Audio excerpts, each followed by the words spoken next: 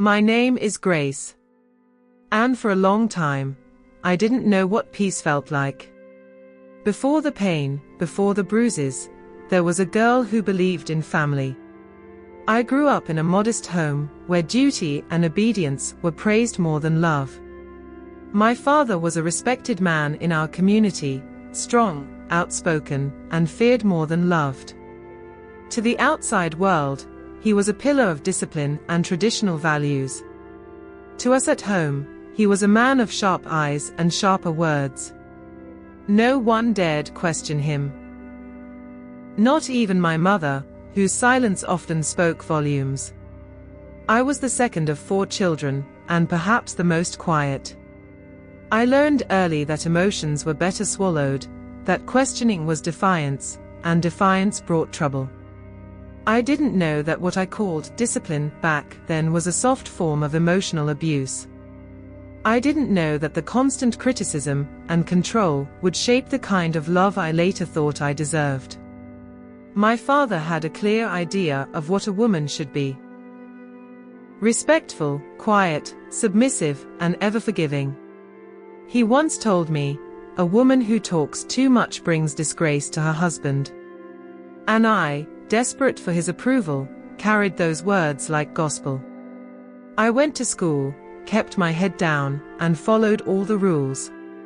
Even when I wanted to dance, to laugh too loud, or dream beyond what was expected, I held myself back.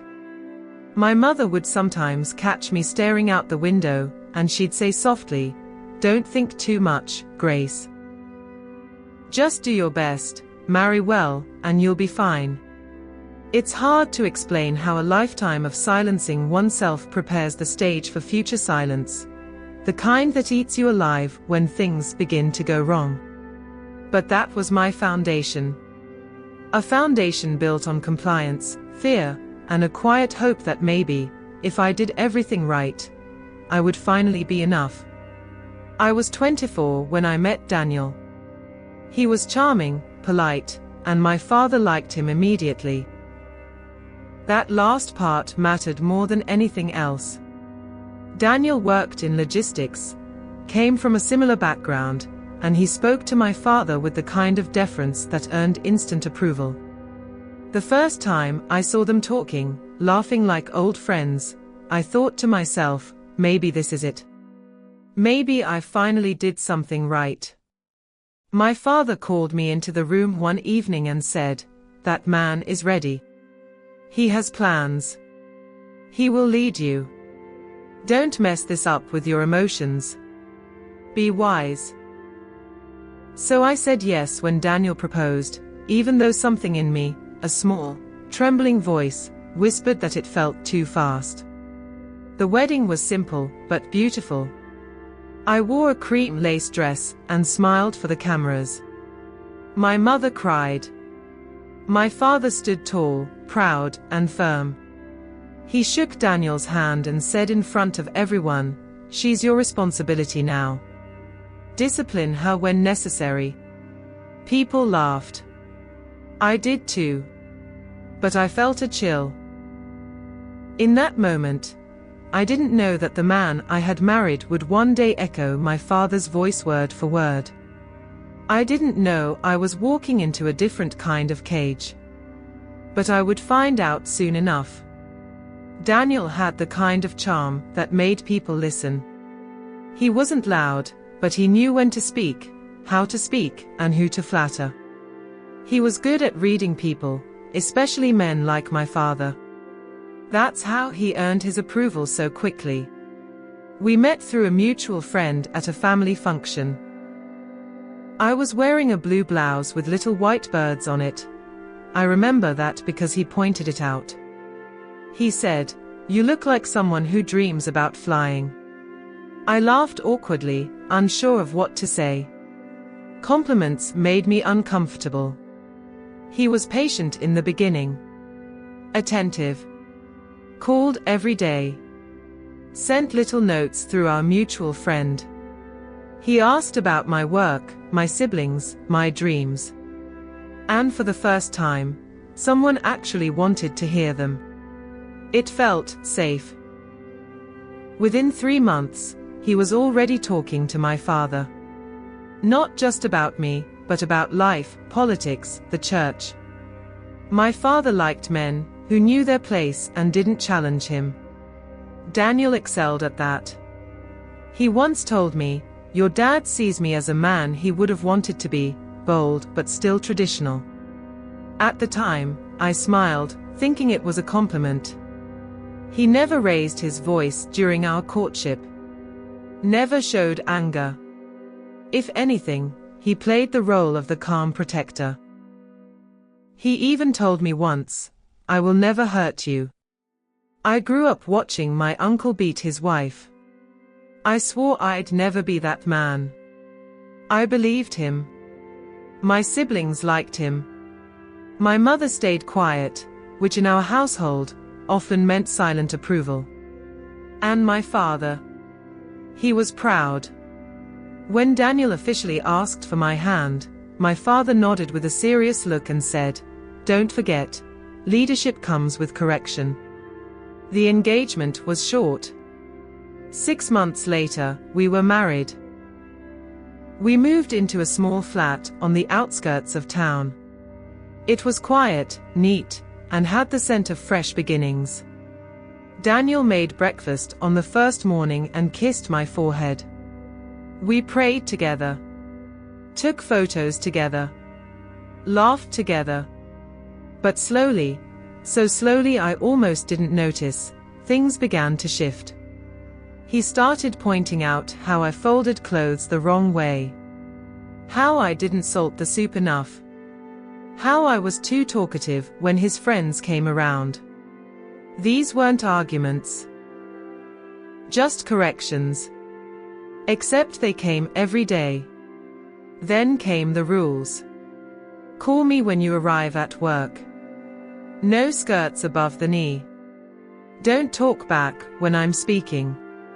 I told myself it was just adjustment. He's the head, I thought. Maybe I'm still learning. But it was during a visit to my parents' house that I saw the dynamic more clearly. Daniel had said something jokingly critical in front of my father, about how I couldn't keep the house as tidy as his mother used to. My father laughed, shook his head, and said, "You're learning. Women need firmness. Keep training her." Daniel smiled. And I smiled too. But inside, something curled up and hid. That night, I cried quietly in the bathroom, unsure of why I was crying. I didn't have the words yet. But I was beginning to feel it. This was not love. This was training. And I was the project. The early days of our marriage were like watching a storm build in slow motion. There was no thunder at first, only distant rumbles. Little warnings. Small corrections that didn't feel like violence, not yet. Daniel would wake up early, prepare his things for work, and give me a kiss on the forehead. We'd pray before breakfast. To outsiders, we were the picture of a peaceful union. But behind our doors, things were shifting. The love I thought I had found began to turn into something transactional. Affection came only when I pleased him. Silence followed any disagreement. If I ever tried to explain how I felt, he'd dismiss it with phrases like, "You're overthinking," or "Stop acting like a child." One evening, I forgot to warm his food on time. He didn't shout. He didn't hit me. He simply took the plate, placed it in the bin, and went to bed without eating. The silence that night was louder than any scream. He stopped thanking me. Stopped complimenting me. I became invisible unless I had failed at something. And then, one night, after a disagreement about my job and how often I stayed late, it happened. He slapped me. Just once. Not hard enough to leave a mark, but sharp enough to leave a memory. I froze. He looked shocked. Apologized immediately. Said he was tired. That he lost control. I wanted to believe him. I needed to believe him. I told myself, it's not who he is. He said sorry. He's just stressed. But something in me cracked. The next day, my father called. I told him we had a small disagreement. That I may have raised my voice. His response: a woman must learn not to provoke a man. If he corrects you, accept it. Don't make it worse with your pride. And there it was again, the old teaching, the familiar rope pulling me back into silence. I started shrinking. I stopped laughing. I stopped asking questions. Every day became about avoiding another mistake. I became good at reading his moods, tiptoeing around his temper, smiling when I wanted to scream. But deep inside, a quiet voice began to rise. It didn't yell. It whispered, "This is not what love looks like." I wish I could say that the slap was the end of it. That it jolted Daniel back into the man he pretended to be. But if anything, it was the beginning of a new normal, a terrifying shift from silence to survival. The second time came just 2 weeks later. I had borrowed his phone charger without asking. He was tired, irritable, and didn't want to hear explanations. "You always do this," he muttered. Then his hand met my shoulder with a push, forceful enough to send me against the wall. No bruises. No blood. Just shame. He didn't apologize that time. He walked past me like I was a piece of furniture that had gotten in the way. I sat on the kitchen floor, shaking. Not from pain, but from confusion. This wasn't what I signed up for. This wasn't what marriage was supposed to be. I thought about telling someone. My sister, maybe. But then I imagined the questions. The whispers. The advice to just pray harder. So, I said nothing. Instead, I cooked his favorite dish the next day. Smiled through dinner. Pretended. Because that's what I had learned, how to pretend. The third time left a mark. A slap during an argument about my paycheck. He didn't like that I was earning more than he was. "Do you think you're the man of the house now?" he spat. The blow came before I could answer. I wore a scarf to church that Sunday. My mother noticed something in my eyes. She leaned in and asked, "You're okay, right?" And I smiled. Because I didn't know how to say, no. I am not okay. The man you call son-in-law is hurting me. And the man you married taught him it was okay. The bruises multiplied. So did the rules. The silences between us stretched longer. My heart began to wither. But the worst pain came not from the slaps or shoves. It came from my father's voice in my head. Replaying over and over. Correct her when necessary. You're the man. Don't let her rule you. A wife must submit, even when it hurts. One night, after an especially violent outburst, I locked myself in the bathroom and stared at my reflection. A small cut on my lip. Puffy eyes.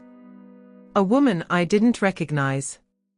I whispered, "What happened to you?" And I had no answer. Because somewhere along the way, I had disappeared. There's a loneliness that comes not from being alone, but from being surrounded by people who refuse to see you. After the bruises began to fade into routine, I started searching, silently, for someone to notice. I didn't have the courage to speak it aloud, but I hoped someone might ask the right question, press a little harder, refuse to accept my smile at face value. But no one did. My family saw me less and less. Daniel claimed it was to protect our privacy, to help us grow closer as a couple. In truth, it was isolation. Slowly, my world shrank to the four walls of our apartment and the cold space between us. When we did visit family, I made sure to wear long sleeves. I practiced my smiles in the mirror. I perfected my laugh so that it didn't sound hollow. And when people asked, "How's married life?" I always gave the same answer: "It's good. We're learning each other." Once, I tried to hint to my mother. I told her Daniel could be strict, that we disagreed sometimes, and that I felt tired all the time. She touched my hand gently and said, "That's marriage. Just be patient. A woman's strength is in how much she can endure." Endure. That word wrapped itself around my throat like a noose. My friends stopped calling as much. I declined invitations to dinner or church groups. I didn't want anyone to see the marks, not just on my skin, but in my eyes. I feared they'd ask, and I feared they wouldn't. And then came the day I tried to confide in my father. It was after Daniel had kicked a chair across the room and it had grazed my arm. I had a small bruise and a heart full of fear. I called my father, my voice shaking. I told him Daniel got angry sometimes, very angry. He sighed and said, "Good. He's passionate. Better than being weak. Just don't talk back and don't provoke him." That was it. The door slammed shut. In that moment, I knew. The people who should have protected me never saw me. Or worse, they did, and they chose not to act. The silence from my community echoed louder than Daniel's fists ever could. I wasn't just battling a violent man. I was battling a culture of silence. A history of generational pain passed off as discipline. A family that believed a woman's bruises were just another part of marriage. And so I stopped talking. I carried my silence like a second skin. Smiled when I wanted to scream. Bowed my head when I wanted to run. But a seed was growing, something small, but alive. A voice deep inside that said, "This is not the life I was meant for." When something breaks, the first instinct, especially for women like me, is to fix it. Not to throw it away. Not to run. But to try harder. To be better. I started reading books about marriage. I listened to sermons about submission. I fasted. I prayed. I lit candles at midnight and cried into my pillow, whispering scriptures, hoping they would wrap around my marriage like armor. I believed if I could just become more patient, more obedient, more careful, then Daniel would change. So I ironed his clothes just the way he liked. I served his meals with a smile. I stopped talking about work, about promotions, about anything that made me look like I was doing well. I shrunk myself so he could feel taller. I apologized even when I wasn't wrong. I said, "You're right," before he could even argue. I made peace offerings in the form of meals, massages, soft words. Anything to keep the calm. I remember once writing him a letter. A long one. Telling him how much I loved him. How I wanted us to grow. How I was willing to do whatever it took. He never responded to it. I found it days later, folded and untouched, under a pile of bills. Still, I didn't give up. I reached out to our pastor, vaguely. I asked for prayers, for guidance. He gave me scriptures on obedience, and a book titled The Excellent Wife. I joined a women's group. Most of the sessions were about how to serve your husband better, how to forgive quickly, how to win him over with silence. No one talked about safety.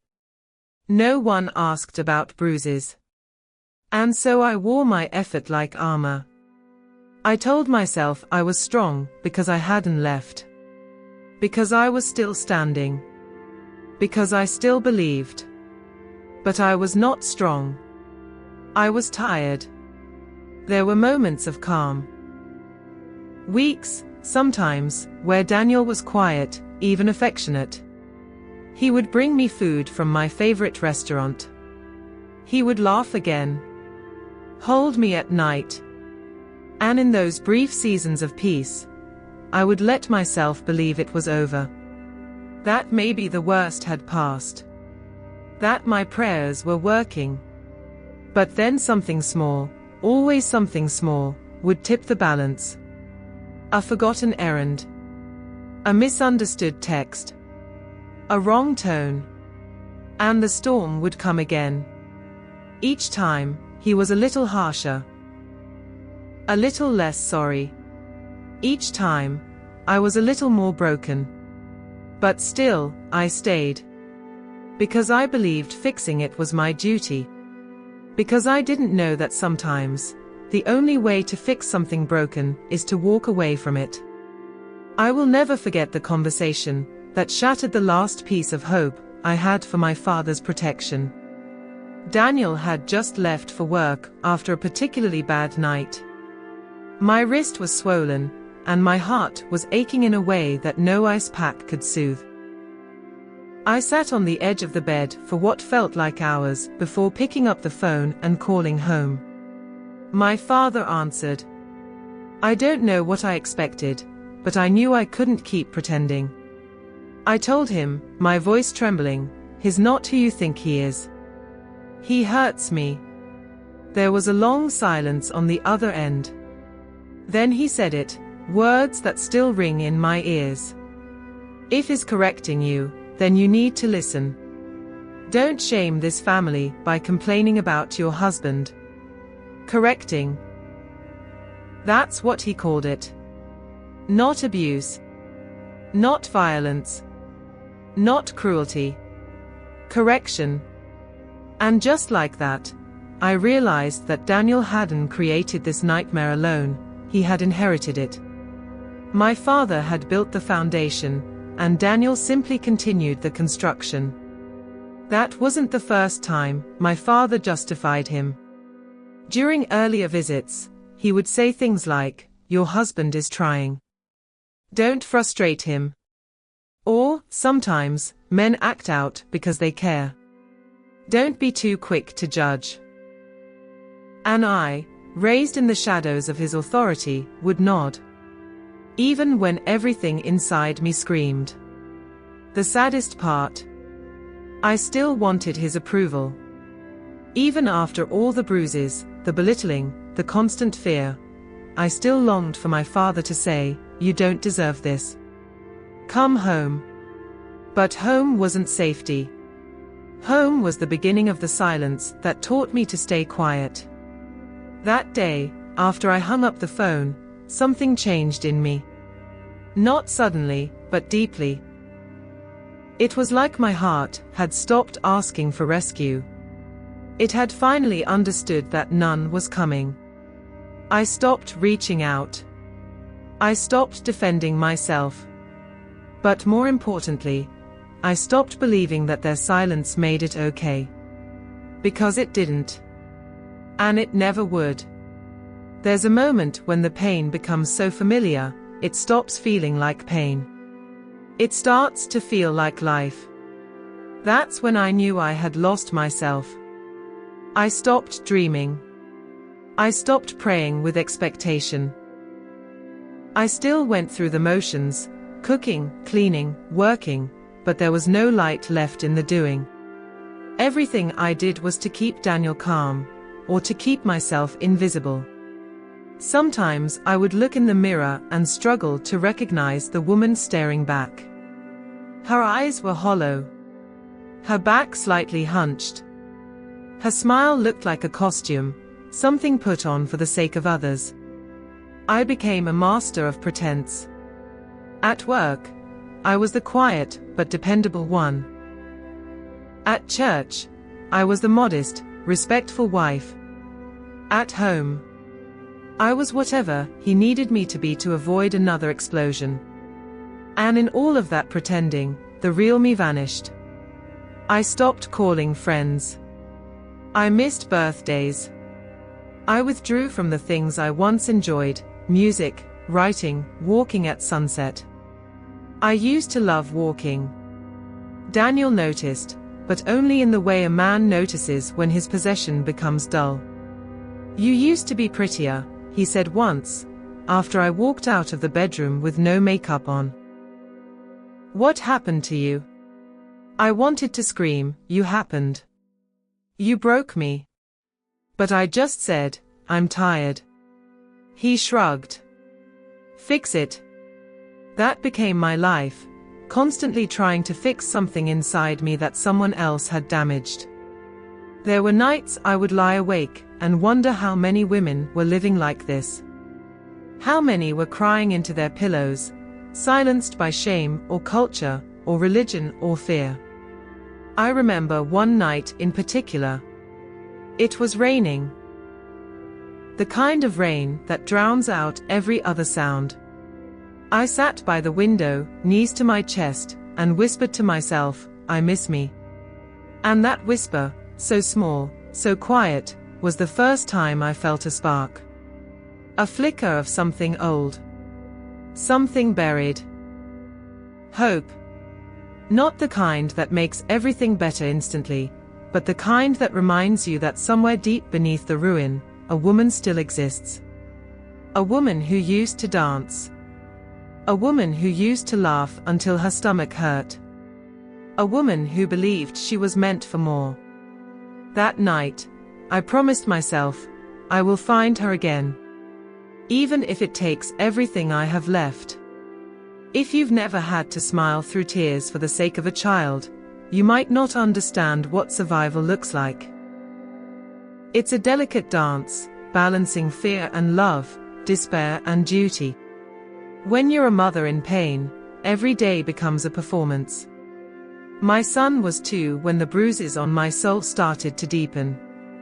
Too young to understand what was happening, but old enough to feel the tension in the air. Children always know. Even when you hide the evidence, they feel the shift in the atmosphere. The sudden hush, the way laughter disappears from a home, the way their mother holds them just a little tighter, like she's trying to shield them from something invisible. I used to sing to him at night. Soft lullabies with trembling lips. I would rock him back and forth in our worn-out chair, my voice cracking, while I whispered words of comfort that I didn't believe for myself. "You're safe. Mama's here. Everything is okay." Everything was not okay. There were days Daniel would come home angry, his temper already lit by something I had no part in. I would rush to get the baby out of sight, into his crib, into a different room, away from the storm that was about to break. One night, after a particularly loud fight, I found my son curled up under the dining table, hands over his ears, crying silently. That image never left me. It broke something in me far deeper than Daniel's fists ever could. I realized then, this wasn't just about me anymore. It was about the little boy who was learning what love looked like by watching us. I thought I was protecting him by staying, by keeping the family together.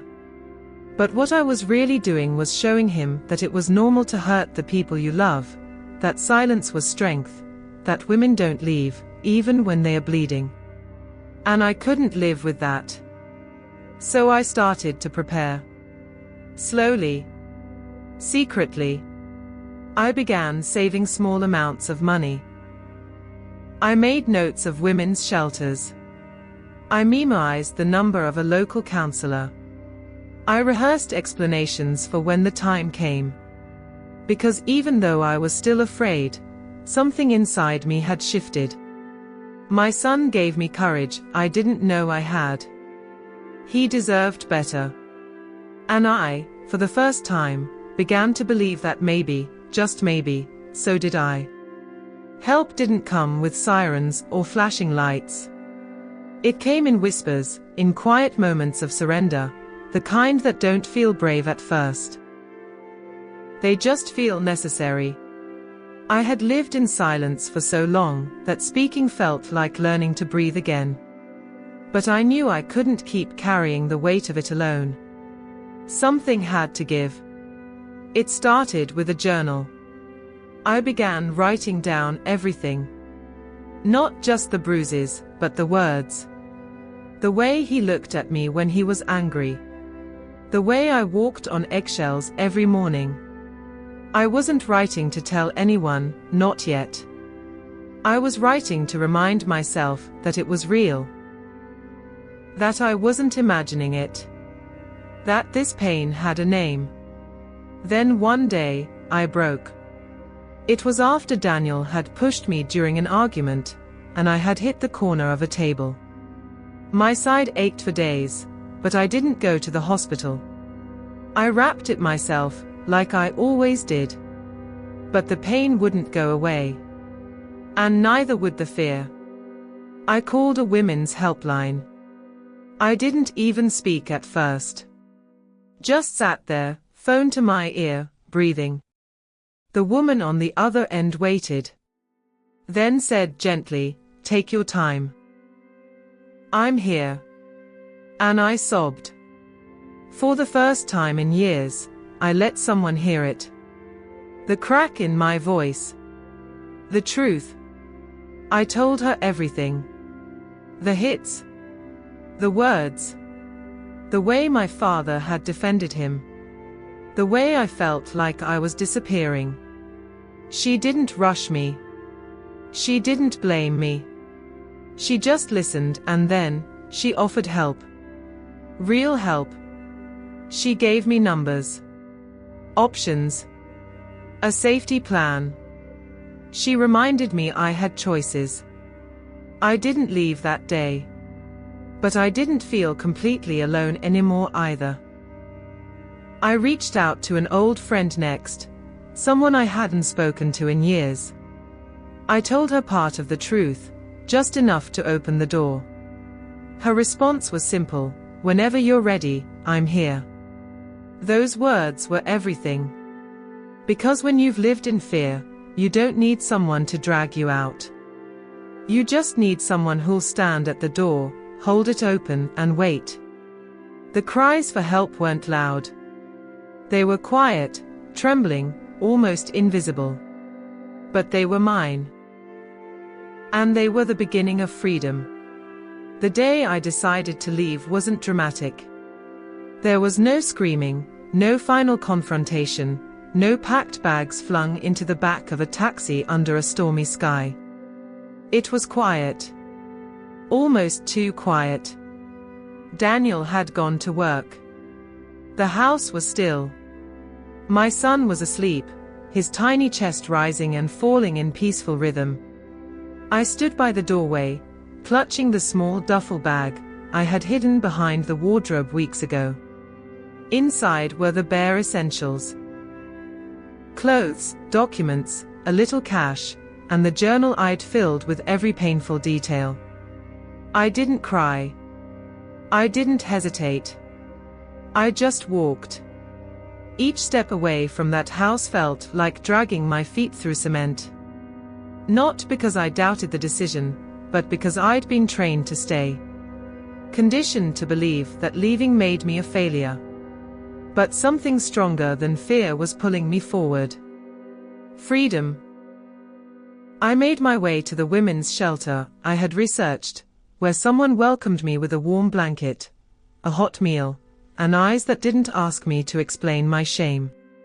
For the first time in years, I slept without listening for footsteps. I told the shelter staff everything. The fear. The violence. The complicity of my father. They listened. They believed me. That alone was healing. Over the next few weeks, I began to breathe again. My son started smiling more, sleeping more soundly. I watched him play with other children, his laughter echoing through the halls, and I knew I had done the right thing. But healing wasn't instant. There were days I woke up shaking, worried I'd made a mistake. Days I missed the familiarity of my old life, even though it was filled with pain. That's the cruel irony of abuse. Sometimes the cage becomes more comfortable than the unknown. But every time doubt crept in, I'd read a page from my journal. I'd look at my son's face. I'd remember the version of me who sat in silence for so long. And I'd keep going. Leaving didn't fix everything. But it gave me a chance. A chance to rebuild. A chance to be whole. A chance to finally, truly live. Freedom has a price. It doesn't arrive gift-wrapped with comfort and applause. It comes with grief. With questions. With loneliness that echoes louder than any shout ever did. In the weeks after I left, I expected some part of my family to reach out. I thought maybe, just maybe, my father would call and ask where I was. That my mother would whisper, "I understand," or that one of my siblings would say, "We're proud of you." But the phone stayed silent. News traveled, of course. In a family like mine, silence never stopped gossip. I was called ungrateful, rebellious, a woman who couldn't hold her home together. My leaving became the shame, not his fists, not the years of silence. I was the disgrace.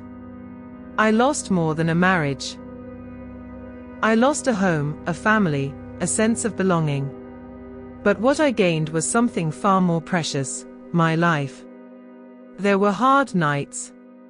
Nights I ran my fingers over old scars and wondered if I was really free. Nights when the loneliness pressed in like a second skin, and I missed the structure of the life I had known, even if it was built on pain. But then there were mornings when my son would wake up smiling. When I'd hear him laugh freely, not flinch when someone raised their voice. When I saw him thrive in the sunlight, instead of hiding in shadows.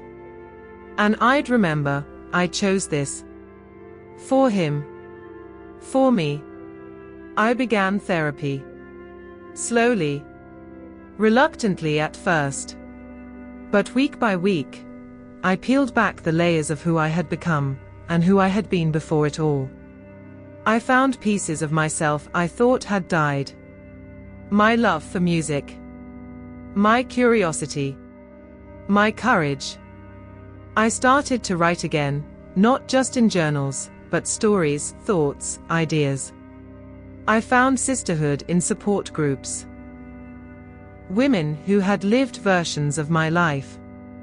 We didn't need to explain the silent looks, the sudden tears. We understood. And in that understanding, I found healing. Freedom didn't come easy. It came at the cost of comfort, community, and certainty.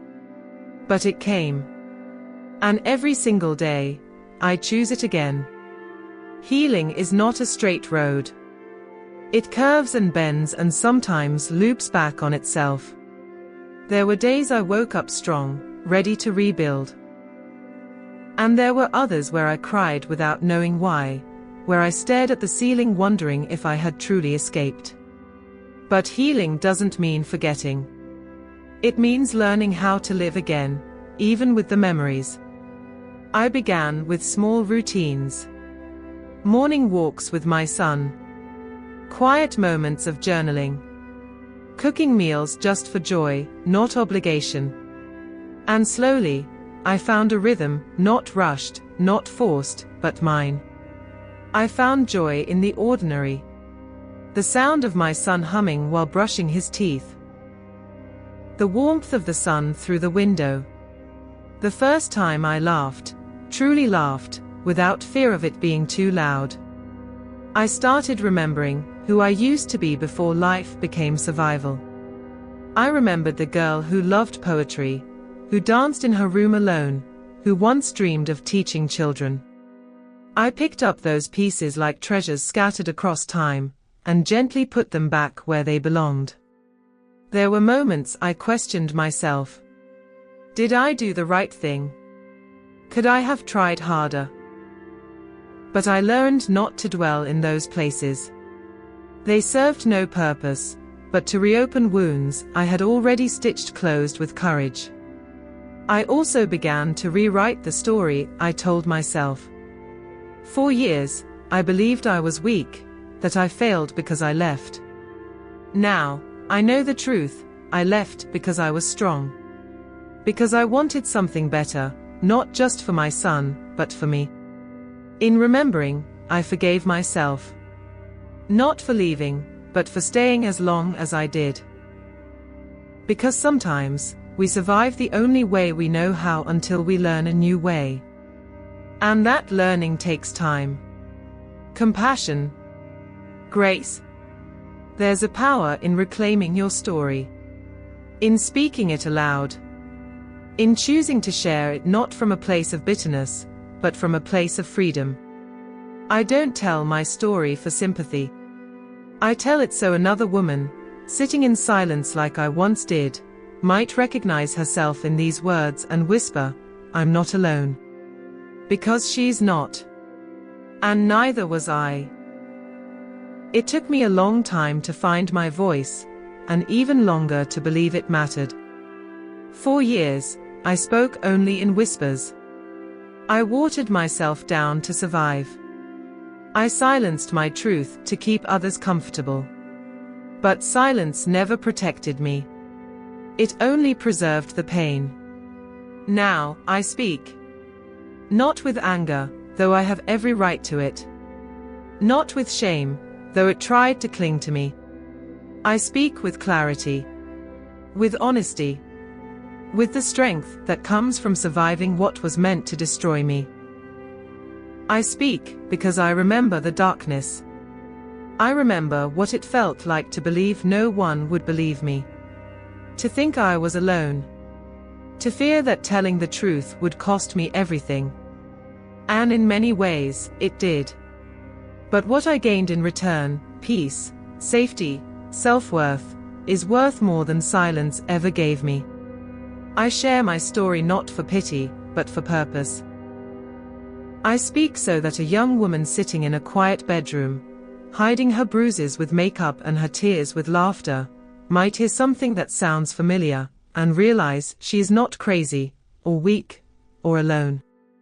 I speak so that maybe one man will stop and reconsider what he calls correction. So that maybe one father will think twice, before telling his daughter to endure instead of escape. I speak because someone needs to. And now, finally, I can. To those still trapped, I see you. I believe you. You are not the problem. You are not the shame. You are not too much, or not enough. You are worthy of love that doesn't hurt. To those who have escaped, I'm proud of you. Even on the days when healing feels too heavy, keep going. You've already done the hardest part, you chose yourself. To everyone else, listen better. Love deeper. Speak up sooner. Because someone, somewhere, is waiting for a sign that it's okay to tell the truth. Let this be that sign. Thank you for listening. If you enjoyed this story, don't forget to like, share, and subscribe. We release new captivating stories every week, and there are plenty more waiting for you right here on the channel.